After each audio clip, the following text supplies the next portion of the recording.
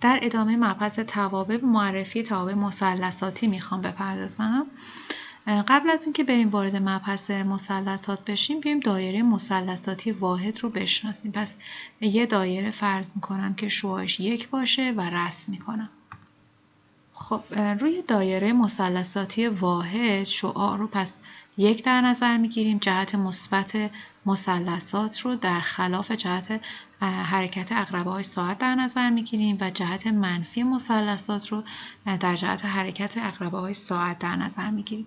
یک دایره به این ترتیب رو قرارداد میکنیم که 360 درجه باشه، یه چرخش کامل دور دایره و اینجا رو زاویه 0 در نظر میگیریم. از جهت مثبت محور x ها رو زاویه 0 در نظر میگیریم. خب من اگر 360 درجه اینجا داشته باشم، در نصف راه 180 درجه رو طی کردم، در اینجا 90 درجه رو طی کردم، این قسمت 270 درجه و اینجا 301 دوره کامل از روی این دایره دوباره به 0 برمیگردم، یعنی همون 360 درجه.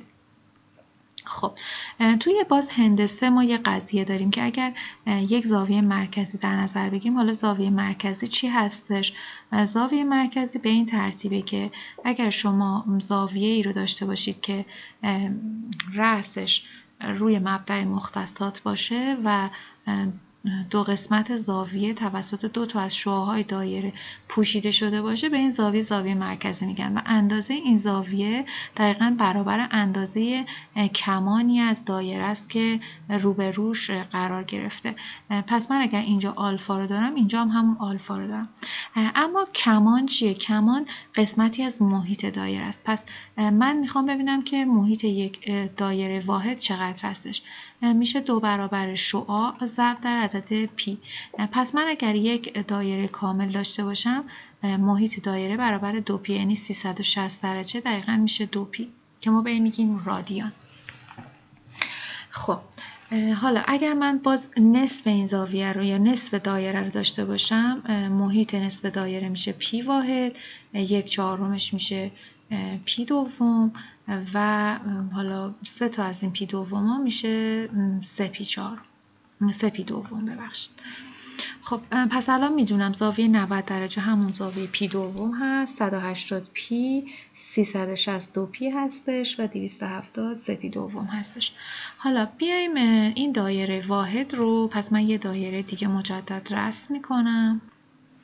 بیایم نیم دایره بالایی رو، یعنی زاویه 180 درجه رو بیایم تقسیم بر 6 واحد بکنیم.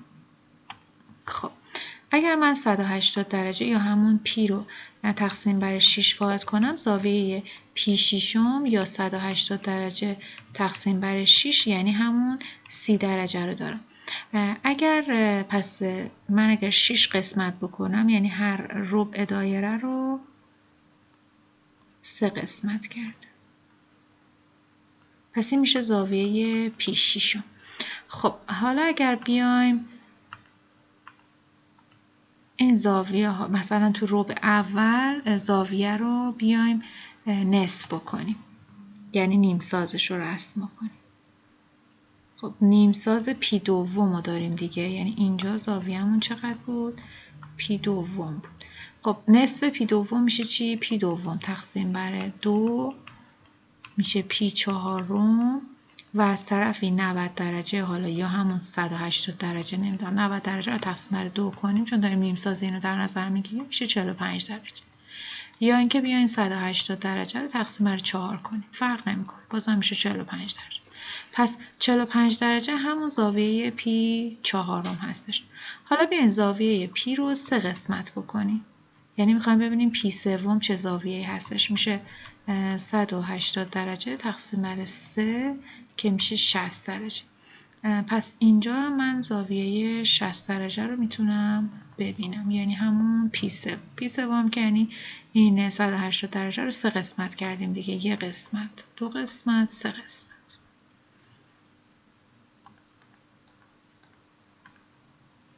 به این ترتیب. پس زاویه‌های مهم رو به این ترتیب دارم میبینم. حالا میخوام ببینم روی دایره مثلثاتی سینوس و کوسینوس چیه. اگر من در محل تقاطع یک شعاع دایره و محیط دایره یه نقطه رو در نظر بگیرم و از این نقطه دو تا تصویر در نظر بگیرم رو محور x ها و y ها به این ترتیب، پس حالا یه مثلث قائم الزاویه در نظر بگیریم. این اندازه دقیقاً با این اندازه مساویه، این اندازه هم با این اندازه مساوی. خب من این مثلث قائم الزاویه رو میام جداگانه دوباره اینجا رسمش میکنم.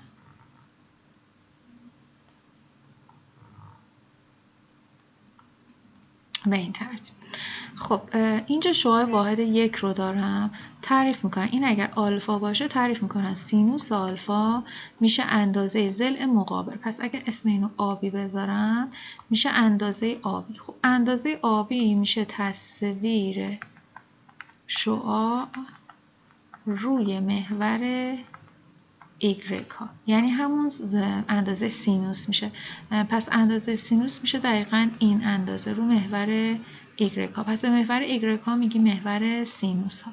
خب حالا کوسینوس رو تعریف میکنن، میگن اندازه ضلع مجاور. خب اندازه ضلع مجاور اگر اسم اینو سی بذاریم میشه اندازه آسی تقسیم بر شعاع. شعاعمون هم که یک هستش، پس این میشه تصویر رو محور x ها، یعنی این اندازه رو بهش میگن کوسینوس. پس به این محور میگن محور کوسینوس. خب که این پس میشه تصویر شعاع روی محور x ها رو بهش میگن میگن کوسینوس زاویه. خب پس این اندازه آبی میشه سینوس آلفا، این اندازه میشه کوسینوس آلفا.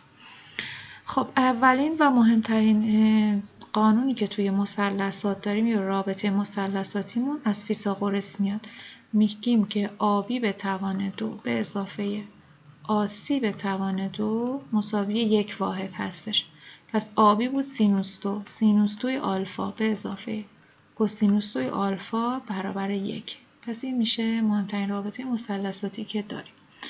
خب از طرفی میدونیم که سینوس و کوسینوس چون تو دایره محدود هستن، پس بیشتر از شعاع دایره نمیتونن ادامه پیدا کنن. یعنی اگر که بیایم اینجا شکل مثلا سینوس رو در نظر بگیریم، سینوس فقط میتونه این اندازه باشه. خب پس میگم که سینوس دقیقاً یه عددی بین 1 و منهای 1 هستش. پس دوم رابطه که داریم اینه که سینوس هر زاویه‌ای همیشه بین منهای 1 و 1 هستش که یه نامساویه. خب در خصوص کوسینوس چیه؟ کوسینوس هم میتونه از اینجا تا اینجا باشه، یعنی محدود توی دایره مثلثاتی باشه. دایره هم که شعاعش 1، پس فقط میتونه کوسینوس هم بین منهای 1 و 1 قرار بگیره، بین منهای 1 و 1 باشه. خب بیاین بریم سراغ رسم شکلمون. خب تابع اول تابع سینوس x هستش. میایم از زاویه 0 تا پی دوم ببینیم سینوس زاویه ها برابر چی هستن. در جهت مثلثاتی یک دور کامل دایره رو میزنیم، یعنی توی ربع اول، دوم، سوم و چهارم تا به 2 پی برسیم. میخوایم وضعیت یا مقدار سینوس رو بررسی کنیم. خب سینوس 0 درجه یه همچین زاویه‌ایه که تصویر کنیم رو محور سینوس ها این شعاع رو دقیقاً روی نقطه 0 میفته. پس اندازه سینوس 0 مساوی 0 هستش. پس به این ترتیبه که سینوس 0 مساوی 0 میشه. این 0 x مونه، این مقداری که برای سینوس به دست میاد مقدار y مون هستش. خب من از 0 تا 2 پی رو میام پی و پی دوم رو جدا میکنم. خب روی زاویه 0 پس نقطه 0 رو گذاشتم. حالا میام یه مقداری از 0 فاصله میگیرم. زاویه بعدیمون به این ترتیبه، به این جهت حرکت میکنم. تصویر این زاویه رو محور ایگرگ ها یا محور سینوس ها از 0 فاصله میگیره و مقدار بیشتر از 0 داره. پس داره مقدار سینوس صعود میکنه یا افزایشی هستش. اگر که یه زاویه دیگه باز در نظر بگیرم اینو به صورت مشهودتری مشاهده میکنیم، یعنی مقدار سینوس باز داره بیشتر میشه تا به پی دوم برسیم. سینوس پی دوم دقیقا میشه مقدارش 1 واحد، پس سینوس خودش رو به 1 میرسونه. پس از اینجا من تا پی دوم خودم رو به 1 میرسونم و به این ترتیب اینو نمایش میدم روی محور. حالا میام توی ربع دوم، باز از پی دوم دارم فاصله میگیرم، میخوام خودم رو به پی برسونم روی نمودار. خب اگر یه زاویه دیگه در نظر بگیریم، تصویر روی محور ایگرگ ها یا محور سینوس ها داره از مقدار 1 کمتر میشه. باز یه زاویه دیگه در نظر بگیریم میبینیم که تصویر باز داره کمتر میشه.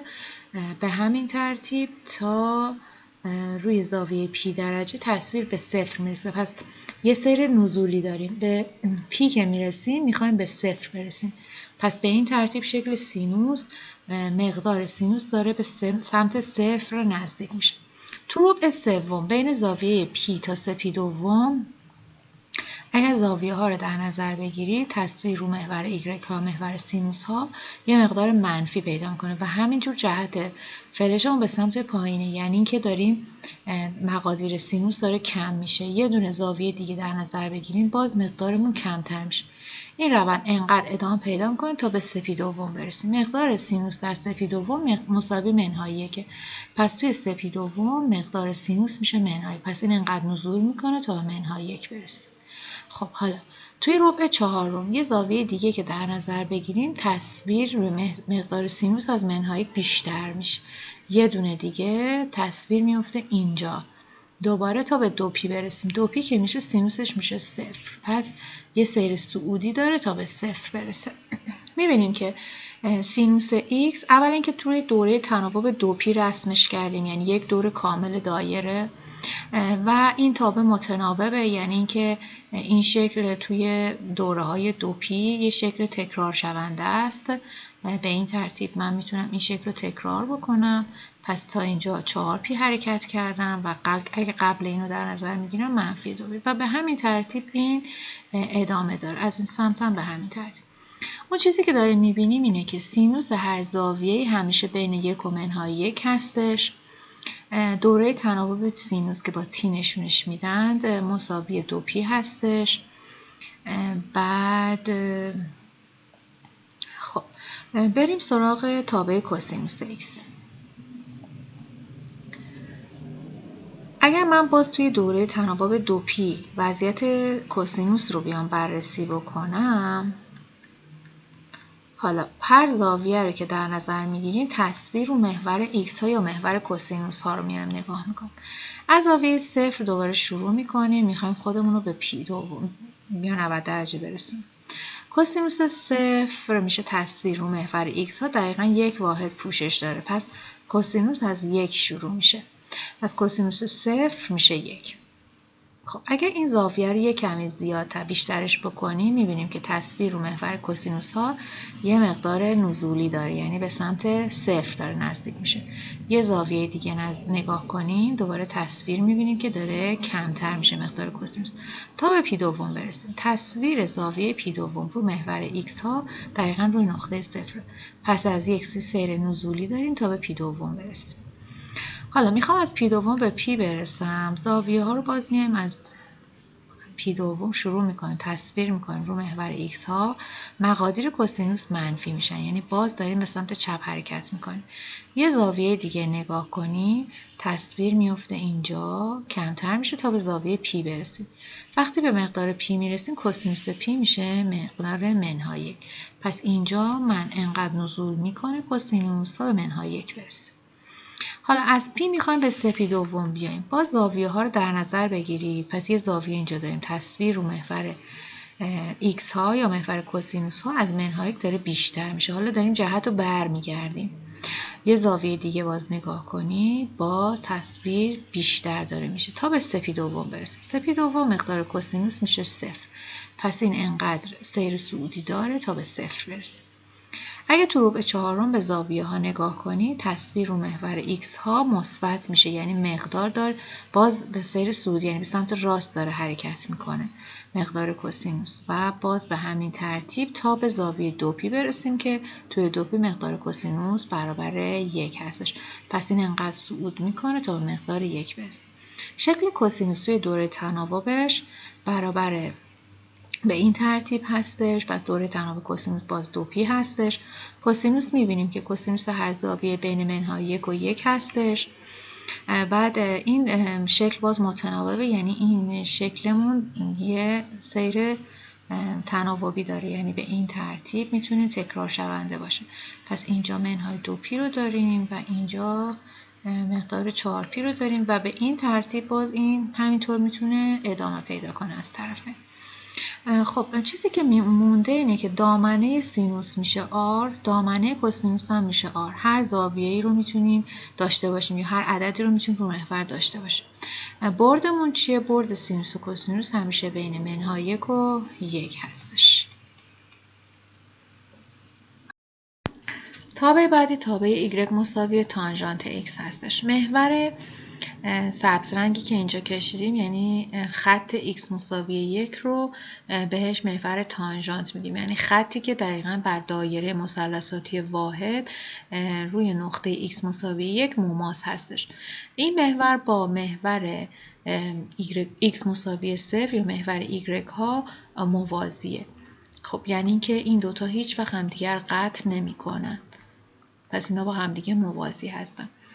صفر تانژانت این قسمت هست، دقیقاً این نقطه، و به سمت بالا مقادیر مثبت تانژانت و به سمت پایین مقادیر منفی تانژانت رو داریم.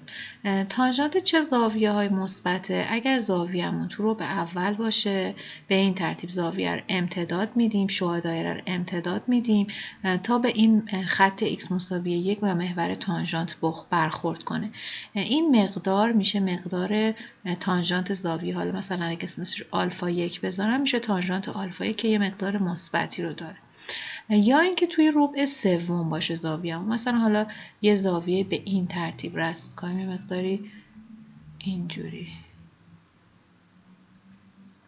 خب محل تلاقیش با این محور، حالا زاویه رو چه زاویه چجوری میخونمش؟ از اینجا میخونیم تا اینجا. پس این مثلا زاویه آلفا 2 هستش. این هم میشه تانژانت آلفا 2 که بازم مثبته.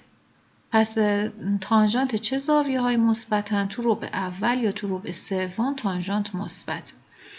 خب حالا بیام با یه رنگ دیگه، بیام تو ربع دوم یه زاویه رو مشخص کنم. اینو از این سمت امتداد میدم تا محور تانژانت، زاویه رو به این ترتیب میخونم. این میشه زاویه آلفا 3 مثلا. تانژانتش میشه فاصله‌ای که روی این محور مشخص شده. پس تانژانت آلفا 3 اینجاست و اینجا یه مقدار منفی داره. پس تانژانت تو ربع دوم یا همینطور تو ربع چهارم، مثلا یه زاویه به این ترتیب در نظر بگیریم، مثلا تانژانت آلفا 4 منفی هستش. خب این آلفا رو میتونیم ما از این سمت بخونیم، یعنی یه زاویه منفی بخونیم، یا اینکه میتونیم با یه زاویه مثبت بخونیم به این ترتیب. اینا با هم دیگه مساویه. پس هر کدومش رو اگه در نظر بگیریم آلفا 4 هستش و مقدار تانژانت منفی میشه. خب تانژانت کجاها صفر میشه؟ باز اگر بیام از یه رنگ دیگه استفاده بکنم، مثلا از رنگ، خب تانژانت روی زاویه صفر دقیقاً مقدار صفر رو داره، تصویر دقیقاً میفته روی صفر تانژانت. روی زاویه پی هم همینطور. به طور کلی میگیم تانژانت کاپی ها یا ضرایب پی همیشه صفر دیگه، به این ترتیب 0 پی 2 پی 3 پی منفی 2 پی تانژانتش میشه صفر. خب تانژانت مساوی چیه؟ تانژانت رو تعریف میکنن نسبت سینوس x به کوسینوس x. خب چون یه کسر داریم میدونیم که ریشه های مخرج باید از توی دامنه حذف بشن. پس ریشه های مخرج رو میگیم دامنه تابع میشه آرمن های ریشه های مخرج. کوسینوس کجاها صفره؟ تو کاپز به اضافه پی دوم یا کاپی من های پی دوم. فرق نمیکنه هر کدوم بنویسیم درسته. که کا هم منظورمون از کا یک عدد صحیحه. صفر، یک منفی، یک منفی دو، دو، سه و به همین ترتیب هست. کلا به ریشه های مخرج مجانب های قائم هم میگن. یعنی ما الان اگر به جای کا بذاریم صفر، اولین مجانب قائم رو میبینیم پی دوم.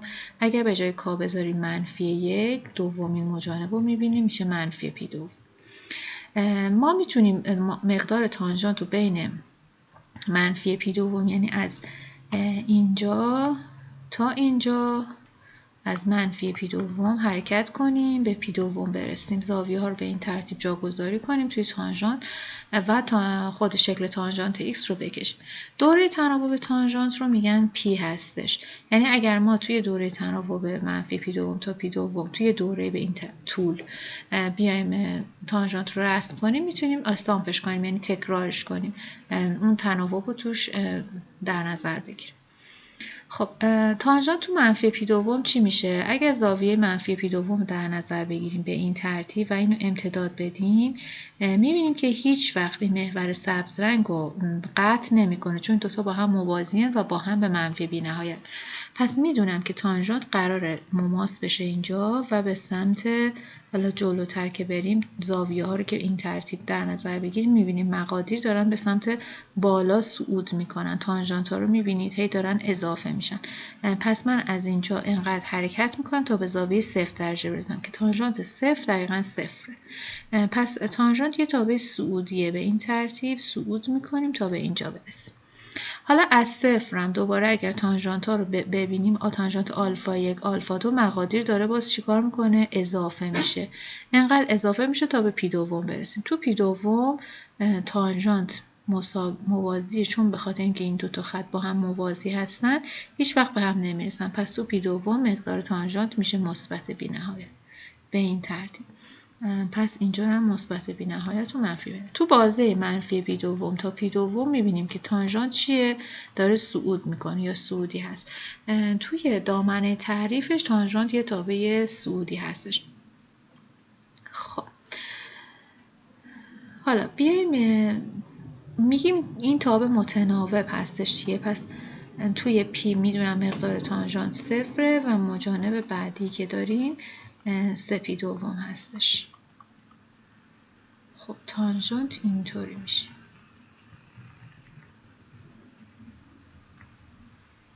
خب تکرار میشه. حالا من خیلی بد کشیدم این شکل رو، دوباره رسمش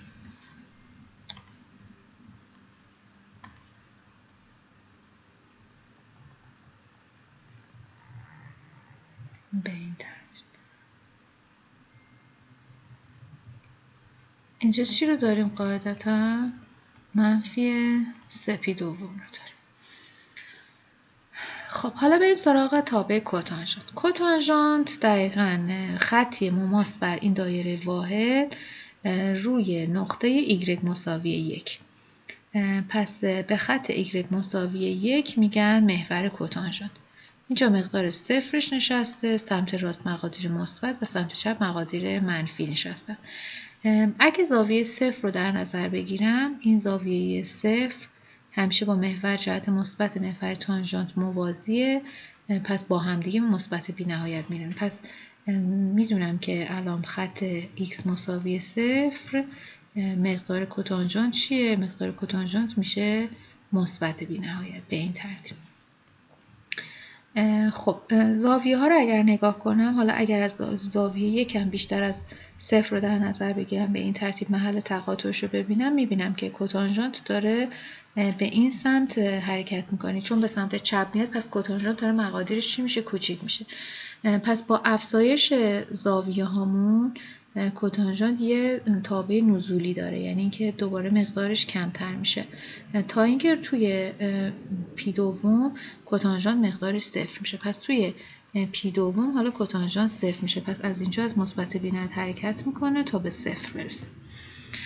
حالا توی ربع دوم مقادیر کوتانژانت منفی میشن، باز داره کم میشه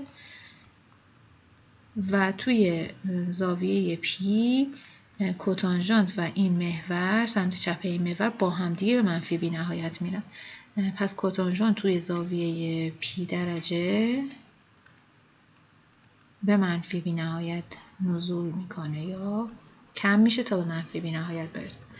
پس کوتانژانت یک تابع نزولی هستش و به این ترتیب دوره تناوبش هم باز میبینید که پی هستش. از 0 تا پی رو رسم بکنیم و این تکرار شونده است، یعنی از اینجا تا دوباره تا 2 پی رو اگر بخوایم ببینیم کوتانژانت به این ترتیب رسم میشه. از این سمت هم باز اگر تو منفی پی رو ببینیم اینطوری میشه کوتانژانت. خب کوتانژانت تعریفش چیه؟ نسبت کوسینوس x به سینوس x. کجاها صفر میشه؟ توی این نقطه ها صفر میشه. پی دوم، سه پی دوم، منفی پی دوم، منفی سه پی دوم. پس کوتانژانت حالا کاپی به اضافه پی دوم ها مساوی صفر.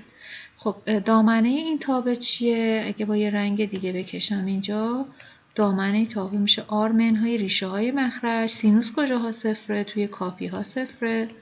خب برد این دوتا تابع چیه؟ بردشون کل آره، یعنی از منفی بی نهایت و مثبت بی نهایت رو میتونه پوشش بده. کوتانژانت و تانژانت هر جفتشون به این ترتیب هست. خب و دیگه تنها نکته‌ای که مونده اینی که بدونیم تانژانت x ضرب کوتانژانت x مساوی 1، یعنی این دوتا تابع معکوس هم دیگه هستن.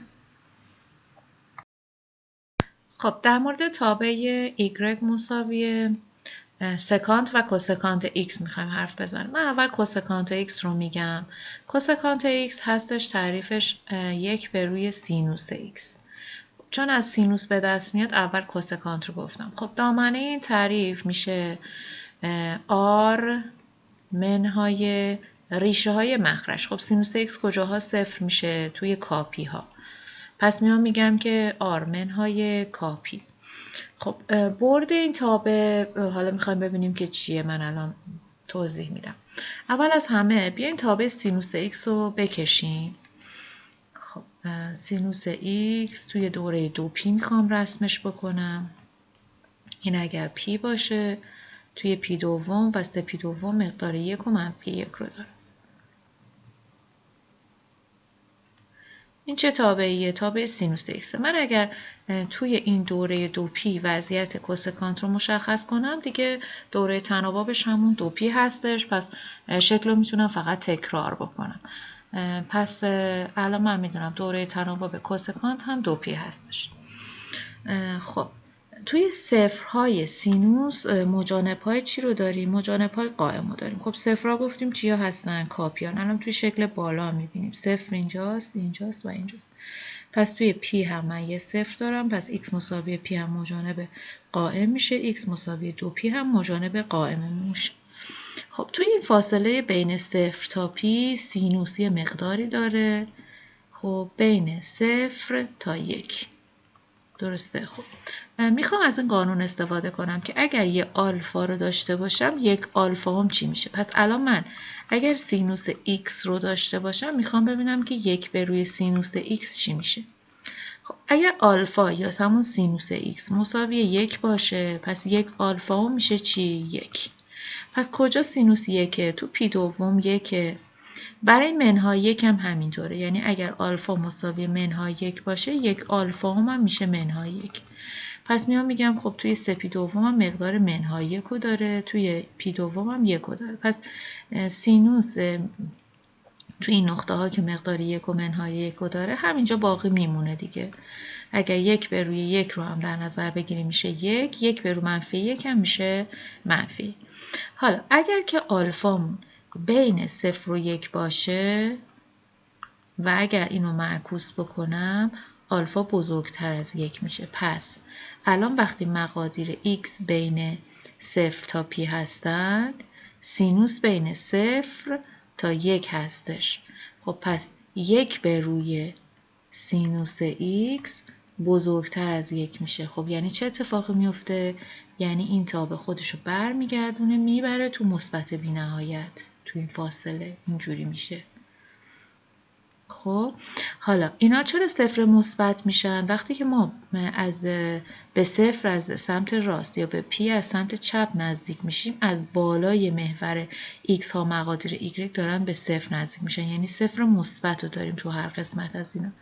حالا 1 به روی صفر مثبت میشه چی؟ میشه مثبت بی‌نهایت. 1 به روی صفر مثبت میشه چی؟ میشه مثبت بی‌نهایت. پس این به این ترتیب شاخه‌های چی رو داریم؟ شاخه‌های کوسکانت رو داریم به سمت مثبت بی‌نهایت، و وقتی که به صفر مثبت نزدیک میشن یا به پی نزدیک میشیم از سمت چپ، به پی منفی نزدیک میشیم. خب به پی منفی نزدیک میشیم. خب حالا میخوام بیام شاخه سمت پایین سینوس رو در نظر بگیرم، یعنی بین صفر، وقتی که x ها بین پی و 2p هستند، میخوام ببینم چه اتفاقی برای سینوس میفته. خب وقتی که x بین پی و 2p، سینوس منفیه، یعنی سینوس x یه مقداری بین صفر و منهای 1 هستش. خب پس میگم که 1 به روی سینوس x از منفی 1 کوچیک‌تر میشه. خب نکتهش رو باز اینجا هم بنویسم، از این نکته استفاده کردم. آلفا اگر بین منهای 1 تا 0 باشه، پس 1 آلفا هم از منهای 1 کوچیک‌تر میشه. خب پس میگم سینوس x رو تو فاصله پی تا 2p از منفی 1 کوچیک‌تر میکشم، یعنی قراره از منفی 1 کوچیک‌تر بشه این تا، پس خودشو برمیگردونه میره تو منفی بی‌نهایت. حالا چرا منفی بی‌نهایت؟ چون وقتی که از راست پی به صفر نزدیک میشیم، به صفر منفی نزدیک میشیم. وقتی از چپ 2p به صفر نزدیک میشیم، باز مقادیرمون کوچیک‌تر از صفره، یعنی صفر منفی رو داریم. خب 1 به روی صفر منفی میشه چی؟ 1 به روی صفر منفی میشه منفی بی‌نهایت. اینجا هم 1 به روی صفر منفی داریم که مقدارش منفی بی‌نهایت. پس این میشه تابع چی؟ تابع کوسکانت x که باز به خاطر تناوبی که وجود داره این یک تابع تکرار شونده است. حالا می‌خواستیم در مورد برد حرف بزنیم. برد تابع می‌بینید که مساوی با منفی بی‌نهایت تا منفی 1 بسته، اجتماعش با 1 تا مثبت بی‌نهایت بسته هستش. چون 1 و منفی بی‌نهایت، 1 و منفی 1 رو هم تو برد تابع داریم. اینجا مقدار 1 رو داریم، اینجا مقدار منفی 1 رو داریم. پس این هم میشه برد تابعمون. حالا بریم سراغ تابع سکانت x. خب تابع سکانت x رو تعریف میکنیم 1 به روی کوسینوس x. اول از همه این که دامنه این تابع مساوی میشه با آرمن های ریشه های مخرج. ریشه مخرج کوسینوس کجاها؟ صفره، در کاپی به اضافه پی دوم ها یا کاپی منهای پی دوم. پس آر منهای کاپی به اضافه پی دوم. خب برد تابع هم دقیقاً مثل تابع قبلی میمونه، یعنی منفی بی‌نهایت تا منفی 1 بسته، اجتماعش با 1 تا مثبت بی‌نهایت. باز الان میبینیم چرا.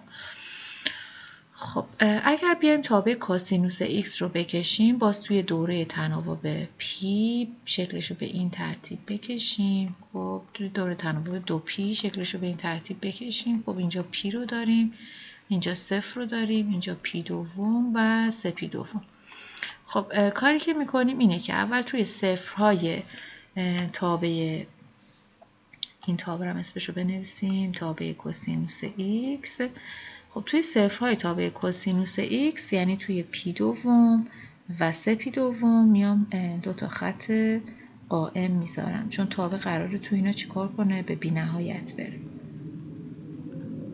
خب باز طبق اون نکته‌ای که گفتیم، اگر آلفا مساوی 1 باشه، 1 آلفا هم 1 میشه. اگر آلفا مساوی منفی 1 باشه، باز 1 آلفا هم میشه منفی 1. پس من نقاطی که کوسینوس 1 و منفی 1 هستن رو دوباره همینجوری حفظ میکنم، یعنی توی 1، توی پی منهای 1 و توی 2p باز مقدار 1 رو نگه میدارم. خب ببینید بین 0 تا پی دوم کوسینوس x بین 0 تا 1 هستش. همینطور بین 3 پی دوم تا 2 پی باز کوسینوس بالای محوره. پس 1 به روی کوسینوس x بزرگتر از 1 میشه. طبق این نکته که اگر آلفا بین 0 تا 1 باشه، 1 آلفا هم از 1 بزرگتر میشه. پس این تابع اینجوری برمیگردونه خودش رو، میره تو مثبت بی‌نهایت. از این سمت هم همینجور، از مثبت بی‌نهایت میاد به سمت 0. خب باز از بالا وقتی که از به پی دوم نزدیک میشیم، از چپ به 0 مثبت نزدیک میشیم. پس 1 به روی 0 مثبت میشه مثبت بی‌نهایت. از این سمت هم همینطور، مقادیر بیشتر از 0. پس وقتی به 3 پی دوم نزدیک میشیم، اینجا هم 3 پی دوم، جانم پی دوم. وقتی به 3 پی دوم نزدیک میشیم، از سمت راست 3 پی دوم 1 به روی 0 مثبت رو داریم که میشه مثبت بی‌نهایت. پس این میشه 2 تا شاخه طرفین کوسینوس. توی فاصله بین پی دوم تا 3 پی دوم کوسینوس x بین منهای 1 و 0 هستش.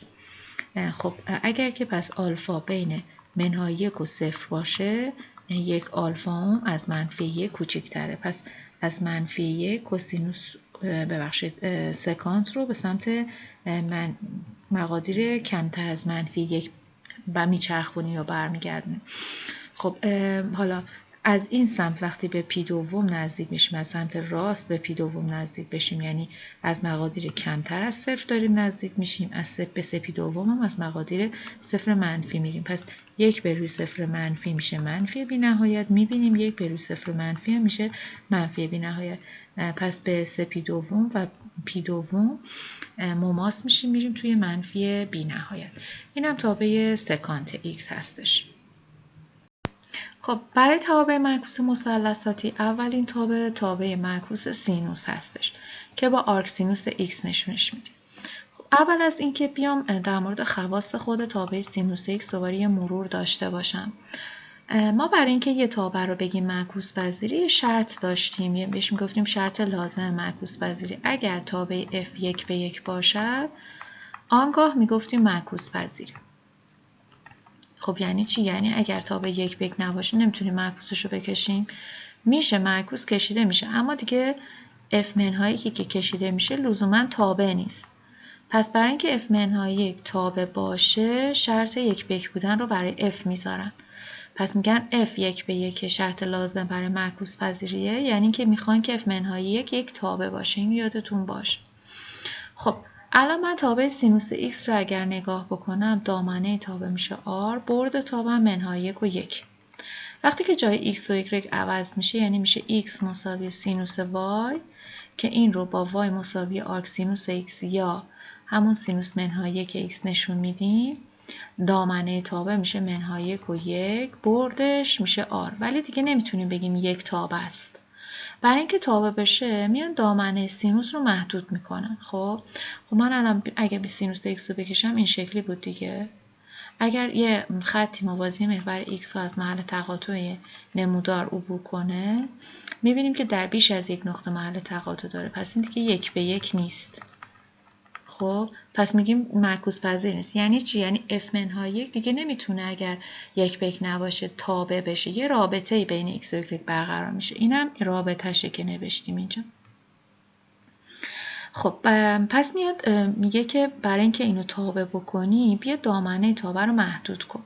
یعنی بیا مثلا به جای r که حرف میزنیم بنویس مثلا منفی پی دوم تا پی دوم. خب پس من اینجوری میگم سینوس x رو میام از منفی پی دوم تا پی دوم به منفی 1 تا 1 تعریف میکنم. در اون صورت یک تابع 1 به 1 دارم و از این سمتم میام وقت جای برد و دامنه عوض میشه، سینوس منهای 1 یا همون f منهای 1 یک تابع میشه که دامنش منفی 1 و 1، بردش هم منفی پی دوم و پی دوم هستش. خب من میام این کار رو انجام میدم، یعنی سینوس x رو تو فاصله مثلا منفی پی دوم تا پی دوم فقط رسم میکنم.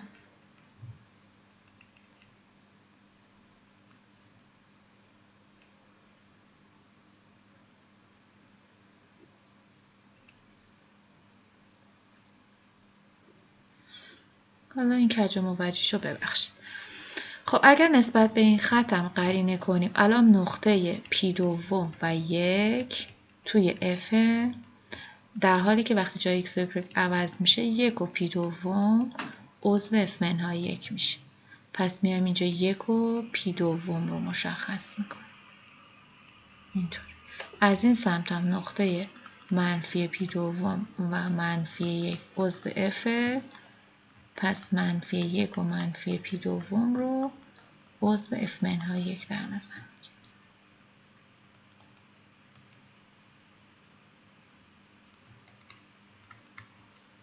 اینجوری و از اینجا نسبت به این خط اینو قرینه میکنه، یه همچین شکلی میشه و این میشه F منهای 1.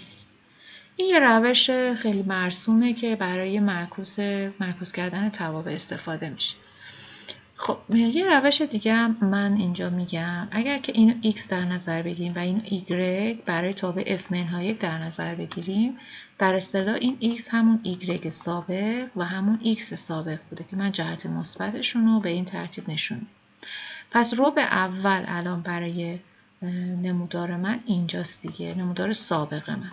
خب من بیام تابع سینوس x رو طبق روال قبل اینجا بکشم. خب یعنی میگم که تابعی که دارم الان به این فرم، سینوس از صفر خودش رو جدا میکنه، میرسونه به 1، میره تو منفی 1 و الی آخر. خب این الان چیه؟ من اگر اینو ادامه بدم، این دقیقا همون رابطه ایه که با تغییر جای x و y توی تابع سینوس x به وجود میاد، یعنی x مساوی سینوس y، یا همون y مساوی آرک سینوس x. خب که میشه یک رابطه بین x و y. دیگه میبینیم که این تابع نیست. خب چجوری؟ اگر خطی موازی محور y ها عبور بدیم میبینیم که در بیش از یک نقطه محل تلاقی داره. پس این دیگه نمیتونه یک تابع باشه. پس این یک تابع نیست. برای اینکه تابع باشه میان بردش رو محدود میکنن دیگه، یعنی فقط با آبی میکشن، یعنی فقط میان از اینجا تا اینجا، یعنی از پی دوم منفی پی دوم تا پی دوم فقط میان به تابع نگاه، به رابطمون نگاه میکنن و فقط اینو میکشن. این نمودار آبی رنگی که اینجا پر رنگ کردم دقیقا همون نمودار آبی رنگی که اینجا داریمش. پس یه قسمتی از شکل رو در نظر میگیریم که خصوصیت تابع بودن رو داشته باشه. خب حالا بیاین همین کار رو برای تابع آرک کوسینوس x انجام بدیم. دقیقا مثل همون حالتی که قبلش داشتیم میگفتیم. خب اول از همه میایم y مساوی کوسینوس x رو رسم میکنیم. دامنش چی بود؟ r به سمت منهای 1 و 1. باز این تابع 1 به 1 نیست، برای اینکه 1 به 1 بشه دامنه تابع رو میان به 0 و p محدود میکنن. پس حالا اگر جای x و y عوض بشه، یعنی x بشه کوسینوس y، که این y رو با آرک کوسینوس x یا کوسینوس منهای 1 x نمایش میدیم. خب دامنمون میشه منفی 1 و 1، بردمون هم میشه 0 و پی بسته. خب اگر تابع کوسینوس رو فقط تو فاصله 0 تا پی نمایش بدیم، یعنی اینجوری، اینجا اگر 1 واحد باشه به 0 و به پی میریم. خب ما میایم اینو نسبت به نیمساز ربع اول سوم یا خط y مساوی x قرینه کنیم. اینجا نقطه 1 و 0 رو داریم، میریم به این نقطه و میریم به نقطه پی و منفی 1 که همون منفی 1 و پی هستش اینجا. درسته؟ پس این نمودارمون میشه نمودار آرک کوسینوس x. حالا یه فرم دیگه باز بکشیمش. اگر این x جدید باشه توی f منهای 1 و این y جدید باشه، خب این یعنی در اصطلاح y سابق با جهت مثبت و x سابق با جهت مثبت. خب من اگر بخوام نمودار رو رسم کنم، میدونم کوسینوس از y مساوی 1 تو جهت مثبت محور x ها شروع به حرکت میکنه و الی آخر. از این سمت هم به این ترتیب. پس یه رابطه ای بین x و y رو میبینم برقراره. حالا برای اینکه این یک تابع بشه فقط کافیه که محدودش کنم، یعنی بیام بگم بردمون رو فقط از 0 تا پی بهش نگاه میکنم. این میشه که این دقیقا همون نمودار آبی رنگی که اینجا دارم میبینم. خب تابع بعدیمون تابع آرک تانژانت هست. باز بیایم ببینیم که خود تابع تانژانت x چه فرمی داره. دامنه تانژانت میشه r منهای ریشه های مخرج. ریشه های مخرج چی بودن؟ کاپی به اضافه پی دوم ها بود. برد تابع چیه؟ برد تابع کل r میشد. خب جای x و y رو که عوض میکنیم تابع آرک تانژانت به وجود میاد که این همون y مساوی تانژانت منهای 1 x یا آرک تانژانت x هستش. خب برای اینکه باز این تابع تانژانت 1 به 1 بشه میایم دامنه رو محدود میکنیم به منفی پی دوم تا پی دوم. فقط توی شاخش رو نگاه میکنیم. خب پس y مساوی آرک تانژانت x دامنش میشه حالا کل r، بردش میشه منفی پی دوم تا پی دوم. خب من خیلی سریع دیگه میکشم، فقط یک حالتش رو ببینید. اگر این x مساوی منفی پی دوم باشه، اینجا هم x مساوی پی دوم رو در نظر بگیریم و وقتی جای x و y ها عوض میشه دیگه اینا میشن چی؟ y مساوی پی دوم و دیگه x تبدیل میشه به y مساوی منفی پی دوم. یعنی اگر اینا مجانب قائم بودن برای f منهای 1 میشن مجانب های افقی. خب حالا بریم سراغ تابع تانژانت اینطوریه دیگه. این یش پایینش، اینم قسمت بالاش. این تابع تانژانت x. خب اگر بخوام اینو نسبت به نیمساز رو به اول سوم وارونه کنم یا قرینه کنم به این شکل میشه. این هم میشه تانژانت منهای 1 x. یادمون باشه که تو این شاخه‌ای که داریم تانژانت یه تابع صعودیه، پس تانژانت صعودیه. خب تانژانت منهای 1 هم باید صعودی باشه. یعنی یه قضیه داریم که میگه اگر یک تابع f یک نوا باشه f منهای 1 هم یک نواست. یعنی اگر صعودی باشه f منهای 1 هم صعودی، اگر f نزولی باشه f منهای 1 هم نزولی هستش. خب بیایم در مورد تابع آرک کوتانژانت حرف بزنیم. باز بیایم تابع کوتانژانت x رو ببینیم. خب دامنه این تابع هست r منهای ریشه های مخرج یا همون کاپی ها. برد این تابع هم میشه کل r. باز این چون 1 به 1 نیست این دامنه رو محدود میکنیم به 0 و پی، فقط یک شاخش رو در نظر میگیریم. پس جای x و y که عوض میشه x مساوی کوتانژانت y که اینو با y مساوی کوتانژانت منهای 1 x یا r کوتانژانت هم نشون میدیم. باز اینجا یه رابطه داریم. اگر بخوایم تابع بشیم با دامنه محدود فقط به تابعمون نگاه میکنیم، پس فقط میگیم r کوتانژانت از r به 0 و پی میره. باز شکل رو اگر بخوام بکشم، اگر این x مساوی 0 و اینجا اگر x مساوی p رو داشته باشیم، اینجا هم p دوم، شکل کوتانژانت x یه تابع نزولی هستش، یعنی به این ترتیب از مثبت بی نهایت میاد میره به منفی بی نهایت. خب حالا وارون این میشه چی؟ x مساوی 0 میشه y مساوی 0، پس میشه مجانب افق. x مساوی p میشه y مساوی p. اینجا اینو داریم و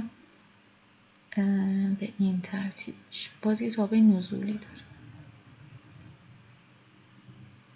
این میشه چی؟ میشه کوتانژانت منهای 1 x یا r کوتانژانت x. خب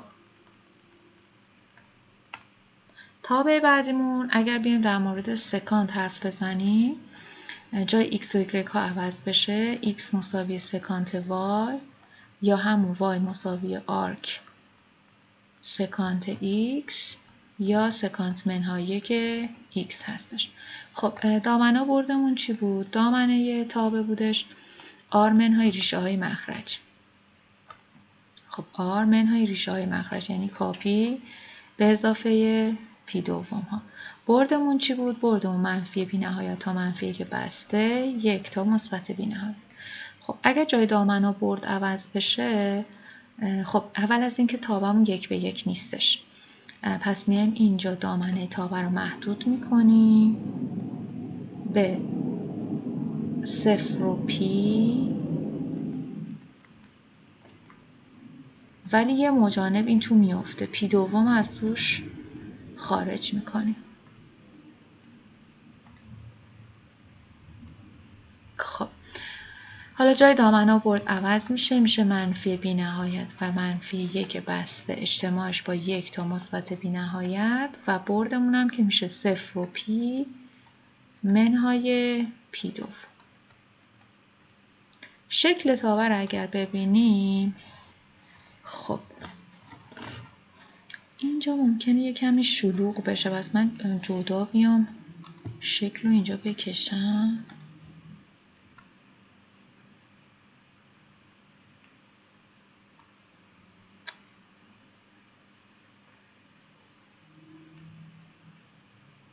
یه x مساوی پی دومی داریم، اینجا 1 رو داریم، این سمتم پی و منهای 1 رو داریم. خب این شکلمون هم که اینم x مساوی پی دوم.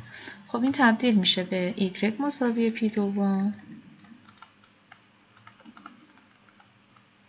خب نقطه 0 و 1 تبدیل میشه به 1 و 0. نقطه پی و منفی 1 تبدیل میشه به منفی 1 و پی. این چیزی که کشیدیم همون سکانت منهای 1 x هستش. بچه اینا مماس میشن، اینا یادتون باشه که تقاطع نداره، مماسه. خب و تابع آخر تابع کوسکانت هستش. اگر جای x و y عوض بشه میشه x مساوی کوسکانت y، بعد که اینو با y مساوی آرک کوسکانت x یا کوسکانت منهای 1 x میخونیم. دامنه تابع هست r منهای ریشه های مخرج همون کاپی ها. برد تابع میشه منفی بی نهایت و منفی 1 بسته 1 تا مثبت بی نهایت. خب این تابع دوباره 1:1 نیست، پس میایم محدود میکنیمش به منفی پی دوم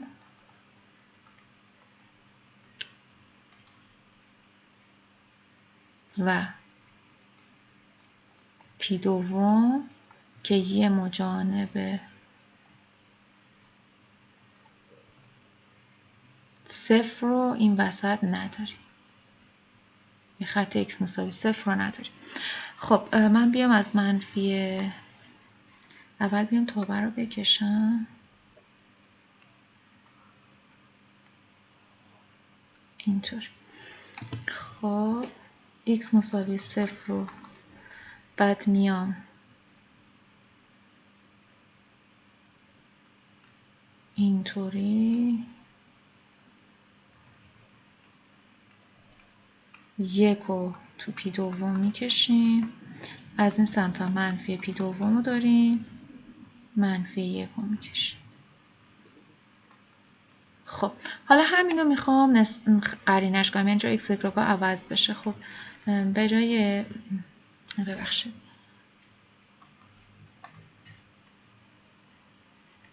به جای خط x مساوی 0 y مساوی 0 رو میذارم، پس این میشه y مساوی 0. نقطه پی دوم و 1 میشه 1 و پی دوم، اینجوری میشه،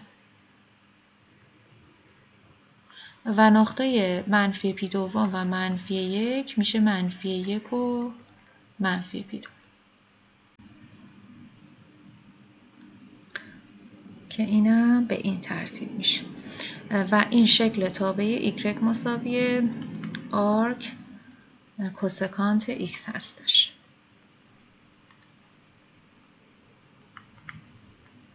خب خب توابع معکوس مثلثاتی هم تموم شد. توی ویدیوهای بعدی در مورد توابع نمایی، لوگاریتم ها و تابع های هایپربولیک حرف میزنیم.